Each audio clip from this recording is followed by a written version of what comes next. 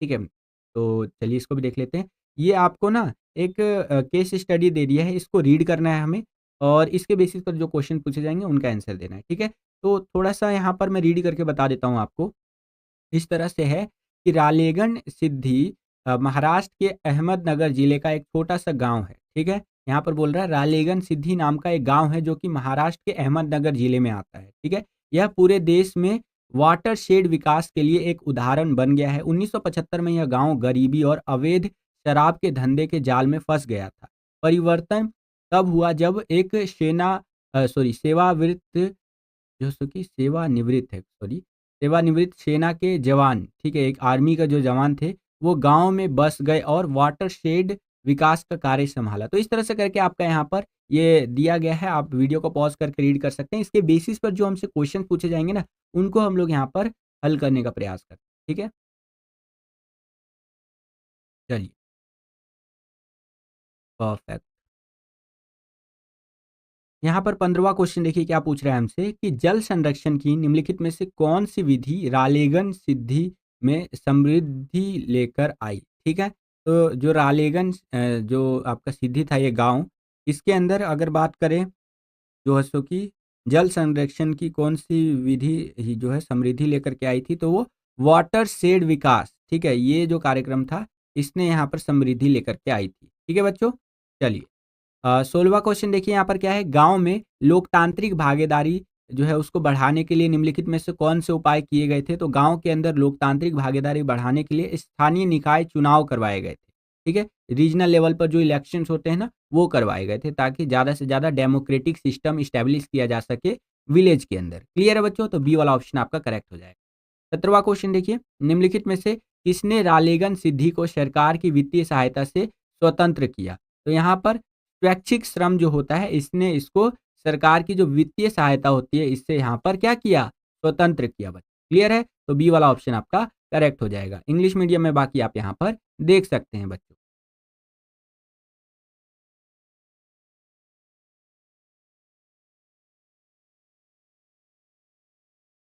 चलिए, परफेक्ट।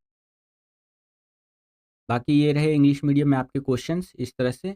तो यहाँ पर जो 15वें का आंसर था हमारा वो था वाटरशेड डेवलपमेंट, ठीक है? एंड 16वां जो क्वेश्चन था इसका आंसर है हमारा यहाँ पर लोकल बॉडी इलेक्शंस, ठीक है? एंड 17वां जो क्वेश्चन है इसका हो जाएगा आपका वॉलंटरी लेबर, ठीक है? जो स्वैच्छिक रूप से आकर के काम करना चाहते हैं ना, वो हो जाएगा यहाँ, ठीक है? आशा करता हूँ आपको समझ में आया होगा। अब हम लोग आ गए हैं सेक्शन बी के अंदर, जहाँ पर जो है सो कि सोर्स बेस्ड क्वेश्चन वगैरह हमसे पूछा जाएगा। तो चलिए देखते हैं। यहाँ पर 18वां क्वेश्चन इस तरह से है, दिए गए गद्यांश को ध्यान से पढ़िए और फिर प्रश्नों के उत्तर दीजिए। तो इस तरह से आपका गद्यांश दिया गया है भरमौर आदिवासी को लेकर के। देखिए इम्पोर्टेंट है ये, पेपर में कई बारी क्या होता है ना लॉन्ग क्वेश्चन जो बनते हैं वो भरमौर आदिवासी को लेकर के बन जाते हैं, ठीक है? तो इस चीज़ को हम थोड़ा-सा ध्यान से समझेंगे। भरमौर आदिवासी क्षेत्र में हिमाचल प्रदेश के चंबा जिले के भरमौर जो सो कि और होली तहसील शामिल है। यहाँ 21 नवंबर 1975 के बाद से एक अधिसूचित आदिवासी क्षेत्र रहा है। भरमौर में एक आदिवासी समुदाय गद्दी का निवास है, जिन्होंने हिमालयी क्षेत्र में एक अलग पहचान बनाए रखी है। ठीक है? हिमालयी क्षेत्र में क्या किया? इन्होंने एक अलग पहचान बना कर के रखी है, क्योंकि वे जैसे कि पारगमन का अभ्यास करते हैं और गद्दी अली बोली के माध्यम से बातचीत करते हैं। मतलब इनकी लैंग्वेज थोड़ी-सी अलग है। ठीक है? तो इस तरह से करके आपका यहाँ पर बातें बताई गई हैं। वीडियो पॉज़ करके आप रीड कर सकते हैं। चलिए।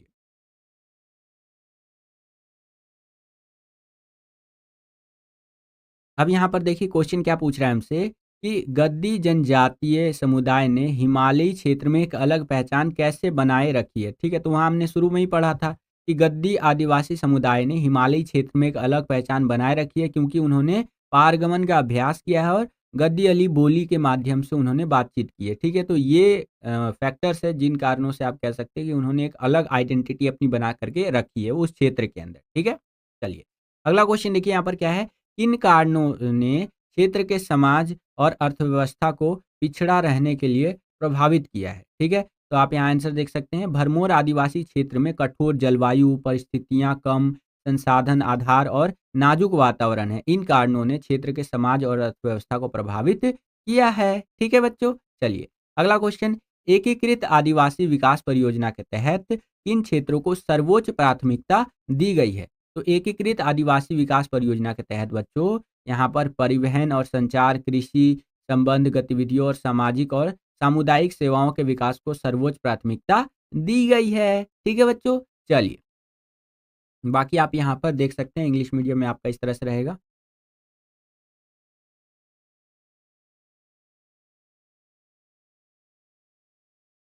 और क्वेश्चंस आप यहाँ पर देख सकते हैं इस तरह से, एंड आंसर भी यहाँ पर आप देख सकते हैं। क्लियर है बच्चों?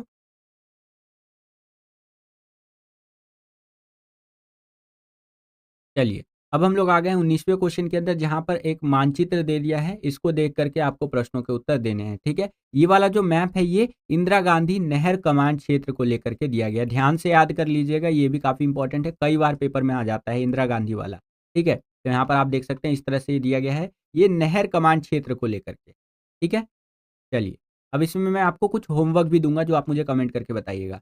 यहाँ पर पहला क्वेश्चन है इस मानचित्र से संबंधित कि इंदिरा गांधी नहर को पहले किस नाम से जाना जाता था? तो राजस्थान नहर के नाम से जानते थे, ठीक है?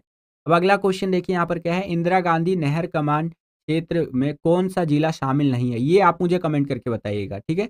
ये वाला क्वेश्चन का आंसर आप मुझे कमेंट करके बताइएगा। आप कमेंट कैसे करेंगे कि सर क्वेश्चन नंबर हमारा कौन-सा है? क्वेश्चन नंबर है हमारा 19 और 19वें का जो आपका दूसरा है, इस तरह से ब्रैकेट में रख दीजिएगा। दूसरे का ए होगा या बी होगा या सी होगा या डी होगा। इस तरह से आप मुझे आंसर जो है वो कमेंट करके बताइएगा, ठीक है? और ये थर्ड वाले का भी आंसर मुझे कमेंट करके बताइएगा। ये 2 क्वेश्चन मैं आपको दे रहा हूँ होमवर्क। यहाँ पर क्वेश्चन क्या है? विश्लेषण कीजिए कि इंदिरा गांधी नहर कमांड क्षेत्र में निम्न में से कौन-सा नकारात्मक प्रभाव पड़ा है, ठीक है? तो इसका भी आप मुझे कमेंट करके बताइएगा, ठीक है? 19वें का जो आपका थर्ड है, इस तरह से ब्रैकेट में लिख दीजिएगा। और आपका यहाँ पर ए, बी, सी, डी क्या करेक्ट होगा आप मुझे कमेंट करके बताइएगा। देखता हूँ सबसे पहले कौन-सा बच्चा कमेंट करके बताता है। जो भी बच्चा पहले कमेंट करेगा, उसके कमेंट को यहाँ पर मैं हार्ट का यानी दिल का निशान दे दूँगा और साथ ही साथ यहाँ पर मैं क्या करूँगा, उसके कमेंट को दिल का निशान देने के साथ-साथ पिन भी कर दूँगा, ताकि और बच्चे समझ सकें कि बच्चे ने बिल्कुल सही आंसर दिया है और सबसे पहले जवाब दिया है। ठीक है? चलिए, बाकी इंग्लिश मीडियम में यहाँ पर आप देख सकते हैं बच्चों।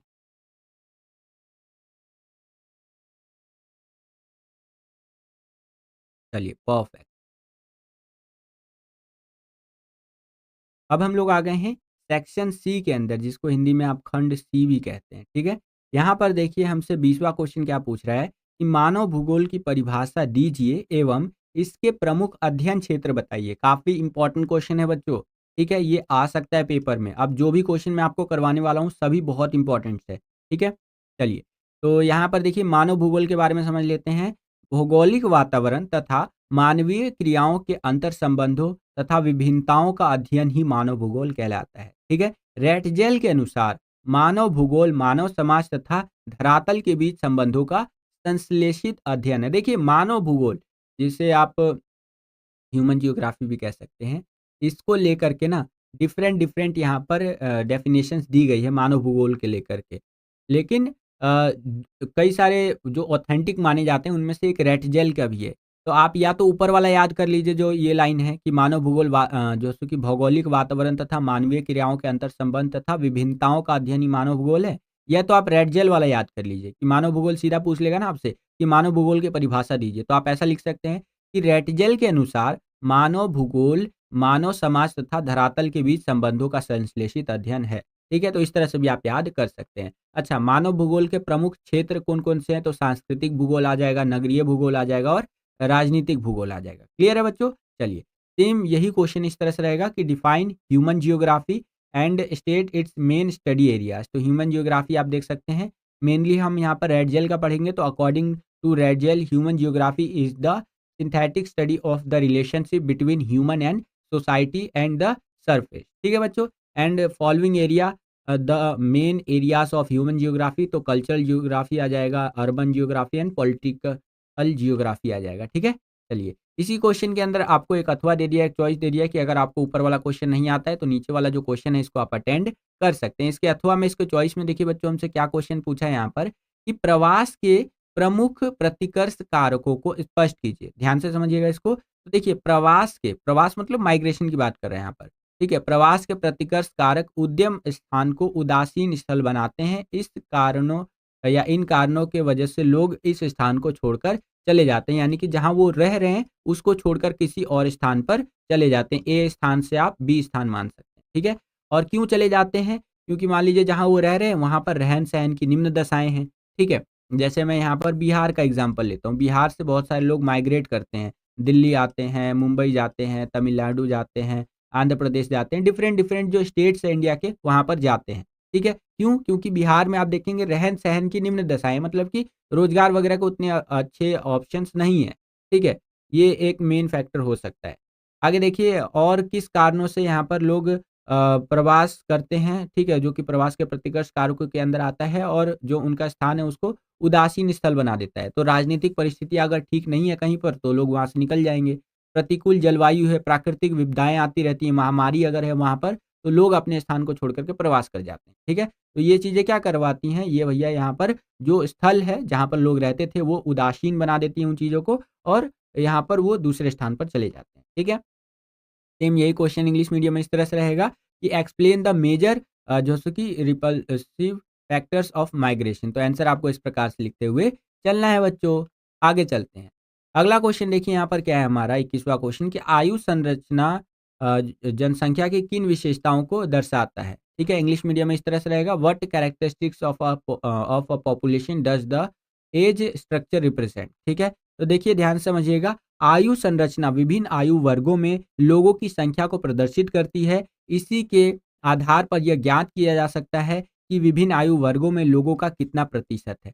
ठीक है? यानी कि एक देश की जो आबादी है वो किस तरह से है हम एज ग्रुप के हिसाब से यहाँ पर आइडिया लगा सकते हैं कि भैया इस देश में 0 से 14 वर्ष की एज के लोग इतने हैं, फिर बीच वाले लोग इतने हैं, फिर बूढ़े लोग इतने हैं। तो इस तरह से हम लोग यहाँ पर विभिन्न जो आयु वर्ग के लोगों का संख्या का मतलब प्रदर्शन जो है ना, वो इसके आधार पर किया जा सकता है। ठीक है? आगे देखिए यहाँ पर समझिए क्या बताया गया है कि यदि जनसंख्या में 0 से 14 वर्ष आयु की जो सो की जनसंख्या अधिक है, तो आश्रित जनसंख्या का अनुपात अधिक होगा जिसके कारण आर्थिक विकास धीमा होगा। ठीक है? यानी कि अगर एक देश में जो 0 साल से लेकर के यानी जो बच्चे अभी जन्म लिए हैं उसको लेकर के और 14 साल तक चले जाइए।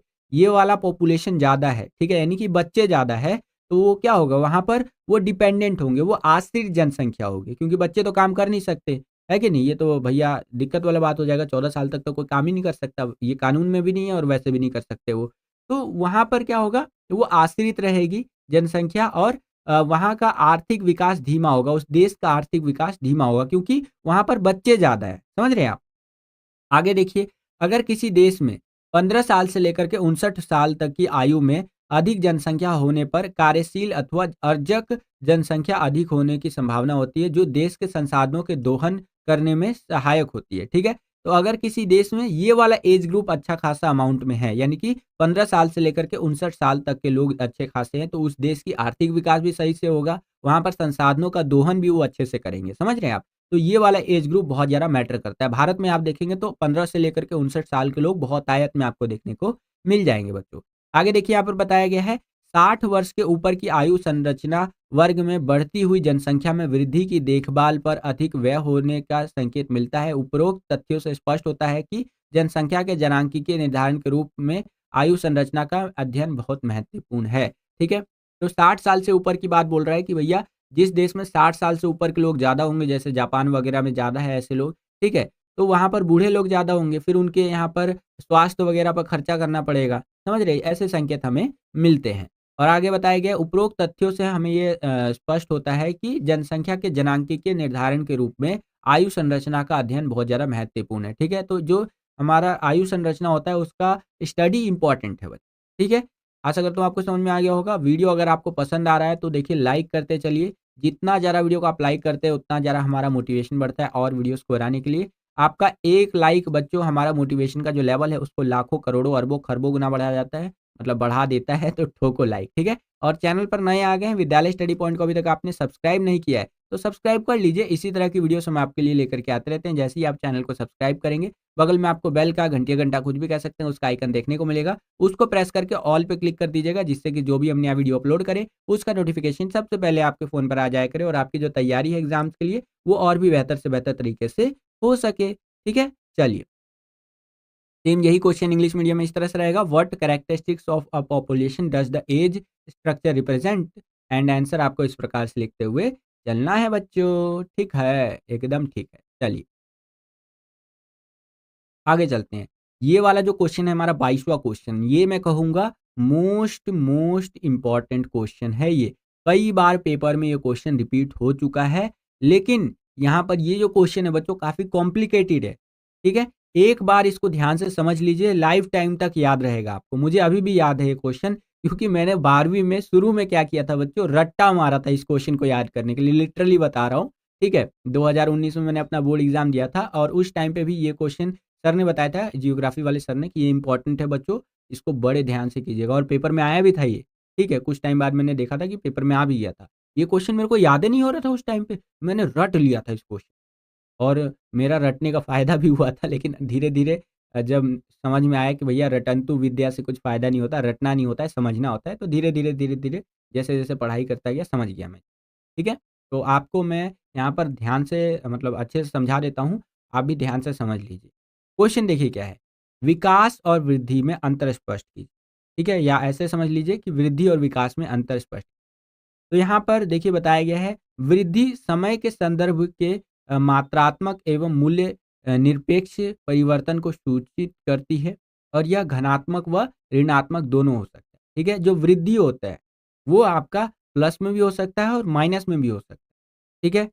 और यहाँ पर जो विकास है उसका अर्थ गुणात्मक परिवर्तन से होता है, जो मूल्य सापेक्ष होता है, और विकास तब तक नहीं हो सकता है जब तक वर्तमान दशाओं में सकारात्मक वृद्धि ना हो। यह गुणात्मक एवं पूर्ण सकारात्मक परिवर्तन का ही सूचक होता है, यानी कि जो विकास होगा केवल प्लस में होगा। कभी विकास माइनस में होते हुए देखा है आपने या सुना है? नहीं सुना होगा, क्योंकि जो डेवलपमेंट होता है, विकास होता है, वो हमेशा प्लस में होता है, ठीक है? तो इस तरह से आप समझ सकते हैं बच्चों। सेम यही क्वेश्चन इंग्लिश मीडियम में इस तरह से रहेगा, explain the difference between development and growth, और आंसर आपको इस प्रकार से लिखते हुए चलना है। देखिए, जो आपका जियोग्राफी के आंसर्स होते हैं या लैंग्वेज कह लीजिए, वो थोड़ा-सा टफ होता है। वहाँ पर आपको वर्ड्स को याद रखने की ज़रूरत है, समझने की ज़रूरत है, ठीक है? चलिए। ये क्वेश्चन हो गया इंग्लिश मीडियम में। अच्छा, इसी में आपको अथवा दे दिया है कि अगर आपको ऊपर वाला क्वेश्चन नहीं आता है, तो नीचे वाला जो क्वेश्चन है आप उसको अटेंड कर सकते हैं। इसके अथवा में देखिए क्या क्वेश्चन हमसे पूछा है कि कुटीर उद्योग से क्या तात्पर्य है? इसकी मुख्य विशेषताओं का वर्णन कीजिए, ठीक है?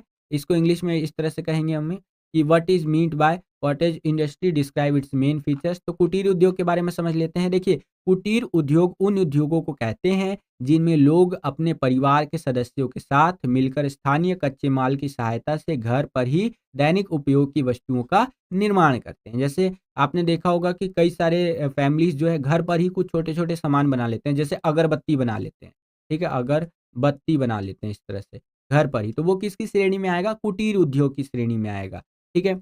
अगरबत्ती के अलावा मैंने देखा है कई बारी घर पर जो फैमिलीज़ होती हैं, वो यहाँ पर जो गुड़िया होता है ना, गुड़िया वगैरह बनाते हैं। ठीक है? ये कुटीर उद्योग की श्रेणी में आएगा। घर पर ही और जो छोटी-छोटी चीज़ें बनाई जाती हैं, ये सब हमारा किसकी कैटेगरी में आ जाएगा? वो कुटीर उद्योग की कैटेगरी में आ जाएगा। और ध्यान रखिएगा, जो वस्तुएँ बनाई जाती हैं, वो दैनिक उपयोग की होती हैं, यानी कि डेली बेसिस पे हम लोग यूज़ करते हैं। गुड़िया वगैरह तो ख़ैर खेलने की चीज़ हो गई, ये भी आप कैटेगरी में ला सकते हैं, लेकिन अगरबत्ती हमारा मेन एग्ज़ाम्पल के रूप में आप यहाँ पर लिख सकते हैं। अच्छा, कुटीर उद्योग की अगर बात करें, तो यहाँ पर पूँजी एवं परिवहन के साधन इन उद्योगों को प्रभावित नहीं करते। ना तो यहाँ पर हमें अधिक पूँजी यानी पैसे की ज़रूरत होती है, ना ही यहाँ पर हमें अच्छा खासा परिवहन के साधन की ज़रूरत है कि भैया बड़े-बड़े ट्रक चाहिए हमें, बड़े-बड़े इस तरह से, है ना? हम छोटे-छोटे ट्रक वग़ैरह जो होते हैं, या फिर छोटा हाथी जिसको आप कहते हैं, उससे कर सकते हैं। छोटा हाथी मतलब कि एक गाड़ी का नाम है जो हमारे इधर बहुत ज़्यादा फ़ेमस है, ठीक है? जो फैक्ट्री वग़ैरह में माल पहुँचाता है, या फिर बाइक से भी काम हो सकता है। तो यहाँ पर ना तो हमें ज़्यादा पूँजी की ज़रूरत है, ना ही ज़्यादा हमें परिवहन के साधनों की ज़रूरत है, यानी ट्रांसपोर्टेशन सिस्टम की ज़रूरत है। कच्चा माल एवं बाज़ार दोनों ही स्थानीय स्तर पर उपलब्ध हो जाते हैं। कुटीर उद्योगों की अगर बात करें, तो जो है यहाँ पर रॉ मटेरियल होता है, जिससे कि अच्छा खासा माल बनाया जाएगा, पक्का माल बनाया जाएगा, तो वो स्थानीय लेवल पर मिल जाते हैं, और जब यहाँ पर माल बन कर के तैयार हो जाता है, तो उसको बाज़ार भी यहाँ पर स्थानीय लेवल पर मिल जाता है। जैसे अगरबत्ती का एग्ज़ाम्पल लिया हमने, तो अगरबत्ती वगैरह बनाने के लिए जो कच्चा माल है, वो ईज़िली यहाँ पर स्थानीय लेवल पर मिल जाएगा। अब कच्चे माल से यहाँ पर क्या किया गया, यहाँ पर अगरबत्ती बना दिया गया। अगरबत्ती जब बना दिया गया, तो उसको आसानी से बेचा जा सकता है। स्थानीय लेवल पर जो दुकानें होती हैं, उनको बेचा जा सकता है कि नहीं? बाज़ार में जाके बेच दो अगरबत्ती। तो ये चीज़ें हैं बच्चों, ठीक है? इसी शक्ति चालित मशीन की आवश्यकता नहीं होती है, हाथ के साधारण औजार ही उपयोग में आते हैं, ठीक है? हाथ के जो साधारण औजार होते हैं, उसी से यहाँ पर काम किया जा सकता है, ठीक है? और कुटीर उद्योग की अगर मैं बात करूँ तो एक और एग्ज़ाम्पल आप समझ सकते हैं, अभी मेरे माइंड में आया। जैसे मैंने ना एक इंस्टाग्राम पे रील आई थी, उसमें देखा था कि एक घर के अंदर चमड़े से वस्तुएँ बनाई जा रही थी, ठीक है? छोटा एकदम वो था परिवार, वो चमड़े से वस्तु बना रहा था। एक घर के अंदर मैंने देखा कि जो मिठाई पर ऊपर से वो सिल्वर कलर की पन्नी नहीं डाली जाती, वो बिल्कुल पतली-सी जो पन्नी होती है, वो बनाया जा रहा था, ठीक है? तो ये सब कुटीर उद्योग के अंदर आप शामिल कर सकते हैं। सेम यही क्वेश्चन आपका इंग्लिश मीडियम में इस तरह से रहेगा एंड आंसर आपको इस प्रकार से लिखते हुए चलना है बच्चों। आगे चलते हैं। अगला क्वेश्चन देखिए यहाँ पर 23वां क्वेश्चन क्या है कि आर्थिक स्तर की दृष्टि से भारत की जनसंख्या को कितने वर्गों में बाँटा जा सकता है? तो आर्थिक स्तर की दृष्टि से भारत की जनसंख्या को 3 वर्गों में बाँटा जा सकता है। अच्छा, कौन-कौन सा है? तो पहला देखिए मुख्य श्रमिक। ये मुख्य श्रमिक कौन होते हैं? तो यह वह व्यक्ति होते हैं जो 1 वर्ष में कम से कम 183 दिन काम जो है वो करते हैं। ठीक है? यहाँ कात लिख गया है, यहाँ पर काम आएगा बच्चों। ठीक है? 183 दिन तो काम करते ही करते हैं। ये मुख्य श्रमिक यानी कि मेन वर्कर्स कहलाते हैं। जैसे एग्ज़ाम्पल के लिए आपके पिताजी हो गए, आपके पापा क्या है 1 साल में कम से कम 183 दिन तो काम करते ही होंगे, तो ये मुख्य श्रमिक की कैटेगरी में आएँगे बच्चों, ठीक है? अगले होते हैं हमारे यहाँ पर सीमांत श्रमिक। सीमांत श्रमिक कौन होते हैं? ये वो व्यक्ति होते हैं जो व्यक्ति 1 वर्ष में 183 दिन से कम काम करते हैं, ये सीमांत श्रमिक कहलाते हैं। अक्सर ये वो लोग होते हैं ना जो दिहाड़ी मज़दूरी पर काम करते हैं, जिनको डेली बेसिस पर कहीं न कहीं दिहाड़ी पर जाना होता है, ठीक है? तो कई बारी इनको दिहाड़ी मिलता भी है, कई बारी नहीं मिलता है। मेरे इधर ही एक लेबर चौक है जहाँ मैं रहता हूँ, मेरे नियर बाय में, तो वहाँ पर मैं देखता हूँ बहुत सारे दिहाड़ी मज़दूर खड़े होते हैं, ठीक है? सुबह-सुबह आकर के वो खड़े हो जाते हैं और क्या होता है कि उनमें से कइयों को काम मिल जाता है, कइयों को काम नहीं मिलता है, उनको घर वापस लौट करके आना पड़ता है, ठीक है? तो उनको आप सीमांत श्रमिक की कैटेगरी में रख सकते हैं, जो कि 1 साल में 183 दिन से कम काम करते हैं। क्लियर है बच्चों? चलिए, अगला होता है अश्रमिक। जो व्यक्ति बेरोज़गार होते हैं या होता है, उसे अश्रमिक कहते हैं। मतलब बिल्कुल सिंपल सा है ये। तो भैया जो कामें नहीं करता है, बेरोज़गार है कि नहीं? वो यहाँ पर अश्रमिक होगा। तो ये आपका यहाँ पर इस तरह से आप लिख सकते हैं। आर्थिक स्तर की दृष्टि से भारत की जनसंख्या को हम इन 3 वर्गों में बाँट सकते हैं, जो कि आप अपनी स्क्रीन पर देख सकते हैं। सेम यही क्वेश्चन इंग्लिश मीडियम में इस तरह से रहेगा कि from the point of view of economic level, the population of India can be divided into how many classes, ठीक है? तो सबसे पहले हम लोग मेन लेबर क्लास की बात कर लेते हैं, ठीक है? फिर उसके बाद आपका मार्जिनल लेबर आएगा, फिर वर्कर्स आएँगे जो कि अनएम्प्लॉयड होते हैं, ठीक है? तो इस तरह से आप बाँट सकते हैं। चलिए, इसके बाद आ जाता है हमारा सेक्शन नंबर डी, जिसको हिंदी में आप खंड डी भी कहते हैं। इसके अंदर हमसे लॉन्ग आंसर टाइप के क्वेश्चंस पूछे जाएँगे। इस सेक्शन को करेंगे बच्चों हम लोग इसी सैंपल के मतलब इसी सैंपल पेपर के पार्ट 2 वाली वीडियो में। इस वीडियो के लिए इतना ही। बस बच्चों यही था आज का ये वीडियो। आशा करता हूँ कि आपको ये वीडियो पसंद आया होगा। अगर आपको ये वीडियो पसंद आया है तो ज़्यादा से ज़्यादा इस वीडियो को लाइक कीजिए। जितना ज़्यादा वीडियो को आप लाइक करेंगे उतना ज़्यादा हमारा मोटिवेशन बढ़ता है और वीडियोज़ को बनाने के लिए। चैनल पर अगर आप नए आ गए हैं, विद्यालय स्टडी पॉइंट को अभी तक आपने सब्सक्राइब नहीं किया है, तो क्या कर रहे हैं आप? अभी विद्यालय स्टडी पॉइंट को सब्सक्राइब कर लीजिए। इसी तरह की वीडियोस हम आपके लिए लेकर के आते रहते हैं। जैसे ही आप चैनल को सब्सक्राइब करेंगे, बगल में आपको बेल का, घंटी या घंटा कुछ भी कह सकते हैं, उसका आइकन देखने को मिलेगा। उसको प्रेस करके ऑल पे क्लिक कर दीजिएगा, जिससे कि जो भी हम नया वीडियो अपलोड करें, उसका नोटिफ़िकेशन सबसे पहले आपके फ़ोन पर आ जाया करे। जैसे कि इस सैंपल पेपर का पार्ट 2 वाला वीडियो भी अभी आने वाला है, ठीक है? जैसे ही अपलोड हो जाएगा, उसका लिंक मैं आपको डिस्क्रिप्शन बॉक्स में प्रोवाइड करवा दूँगा। तो डिस्क्रिप्शन बॉक्स ज़रूर चेकआउट कर लीजिएगा। आई बटन में भी लिंक दे दूँगा पार्ट 2 का और ये वीडियो एंड हो ही गई है, यहाँ पर भी आपको शो हो रहा होगा, ठीक है? तो 3 जगह आपको शो हो रहा होगा, कहीं से भी आप क्लिक करके देख सकते हैं। इस वीडियो के लिए इतना ही, मिलता हूँ आपसे अगली वीडियो में, तब तक के लिए खुश रहिए, खुश रखिए सभी को। जय हिंद, वंदे मातरम।